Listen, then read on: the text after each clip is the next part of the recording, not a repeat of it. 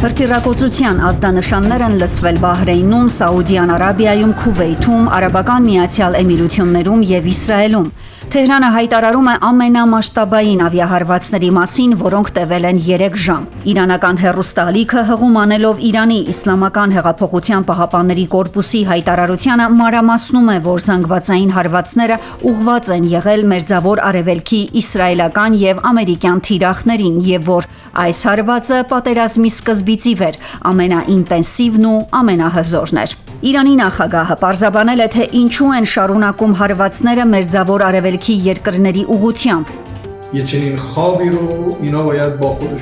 Իրանը մտադրություն չունի հարվածելու տարածաշրջանի երկրներին կամ հակամարտության մեջ մտնելու նրանց հետ։ Միայն այն բազաները, որոնցից հարձակվում են մեր տարածքի վրա, կթիրախավորվեն ինքնապաշտպանության իրավունքի շրջանակում։ Փեզեշքյանի խոսքերն է մեջբերում նրա մամուլի ծառայությունը։ Ավելին, Իսլամական հեղափոխության պահապանների կորպուսը հայտարարել է, որ բալիստիկ հրթիռների համազարկ է արձակվել Բահրեյնի ԱՄՆ ռազմածովային ուժերի 5-րդ նավատորմի բազայի, ինչպես նաև Իրաքյան Քուրդիստանում գտնվող 3 օբյեկտների ուղղությամբ։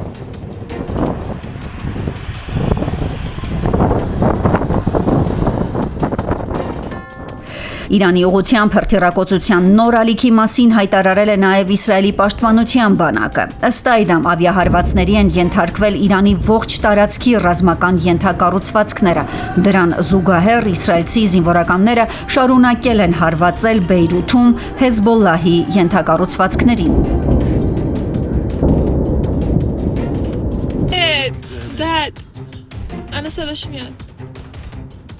Մարտի 11-ի առավոտյան հայտնի դարձավ, որ ԱՄՆ զինված ուժերի կենտրոնական հրամանատարությունը Հորմուզի նեղուցի մերձակայքում իրանական 16 ականապատող նավ է ոչնչացրել։ CNN-ի զրուցակիցներից մեկի խոսքով Իրանը պահպանել է իր փոքր եւ ականապատող նավերի 80-ից 90%, որոնցով Հորմուզի նեղուցում հարյուրավոր ականներ է տեղադրում։ Reuters գործակալությունն էլ հղում անելով իր աղբյուրներին հայտնում է, որ Միացյալ Նահանգների ռազմածովային ուժերը հրաժարվում են Հորմուզի նեղուցով նավարկող լցանավերը ուղեկցելուց, թեև ամերիկյան իշխանությունները խոստացել էին նման գործողություններ սկսել։ ԱՄՆ նախագահ Դոնալդ Թրամփը ավելի վաղ հայտարարել էր, որ անհրաժեշտության դեպքում Միացյալ Նահանգները կապահովի նավթատարների անվտանգ անցումը Հորմուզի նեղուցով։ Perhaps go alongside of them for protection. We don't think it'll be necessary. Իրանի դեմ պատերազմը սկսվելուց ի վեր Հորմուզի նեղուցը, որը Մերձավոր Արևելքից նավթ տեղափոխելու ամենակարևոր զարկերակներից է, չի գործում։ Մարտի 10-ի առավոտյան Իսլամական հեղափոխության պահապանների կորպուսը հայտարարել էր, որ Իրանը թույլ չի տա տարածաշրջանից 1 լիտր նավթ արտահանել, քանի դեռ Միացյալ Նահանգները եւ Իսրայելը շարունակում են հարձակումները։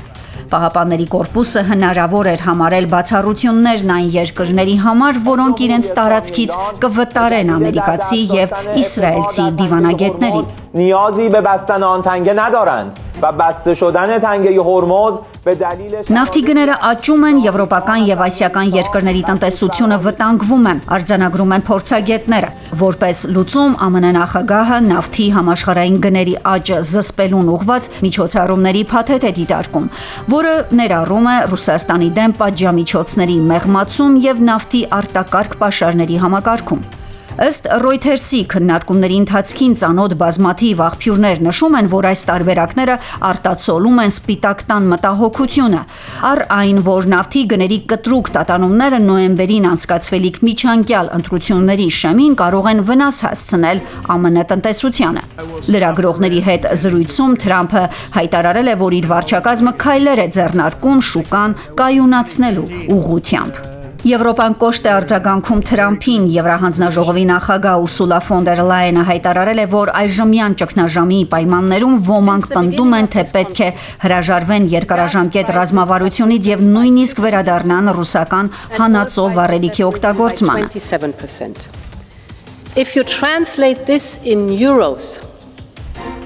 the 10 days of war. Դա ըստ Եվրահանձնաժողովի նախագահի ռազմավարական սխալ կլինի։ Ֆոն դեր Լայնը նաև տեղեկացրել է, որ Եվրամիությունը էներգակիրների գների նվազեցման տարբերակներ է մշակում։ Ռուսաստանի նախագահ Վլադիմիր Պուտինը երկուշաբթի եվրոպական երկրներին կոչ էր արել վերանայելու ռուսական գազից հրաժարվելու որոշումը, որն ընդունվել էր ուկրաինական պատերազմի պատճառով սահմանված պատժամիջոցների շրջանակում։ Только наших партнеров в Азиатско-Тихоокеанском регионе, но и в государствах Восточной Европе. Մեծ յոթնյակի երկրների էներգետիկայի նախարարներն էլ հայտարարել են, որ միջազգային էներգետիկ գործակալության հետ պատրաստ են ձեռնարկելու բոլոր անհրաժեշտ միջոցները Մերձավոր Արևելքում պատերազմի հետևանքով նավթի գնաճը զսպելու համար։ Նախորդին Wall Street Journal-ը հայտնել էր, որ առաջարկվել է շուկա բաց թողնել նավթի պահուստային պաշարների պատմության մեջ ամենամեծ չափաքանակը։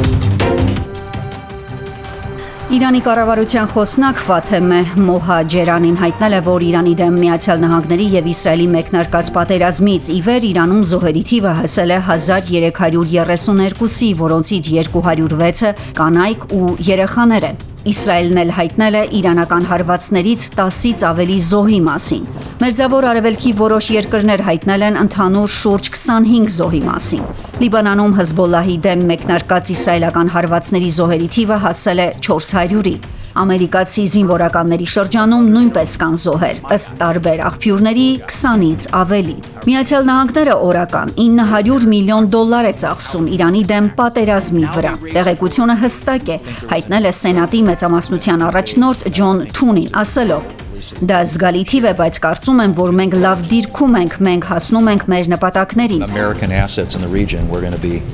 struck by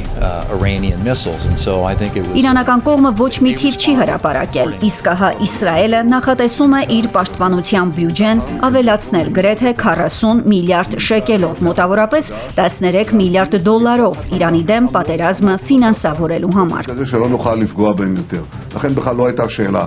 Financial Times-ն էլ հայտնում է, որ Մերձավոր Արևելքի զբոսաշրջության ոլորտը օրական $600 միլիոն է կորցնում Իրանում ընթացող գործողությունների պատճառով։ Հասմիկ Մարտիրոսյան, Ռադիոլուր։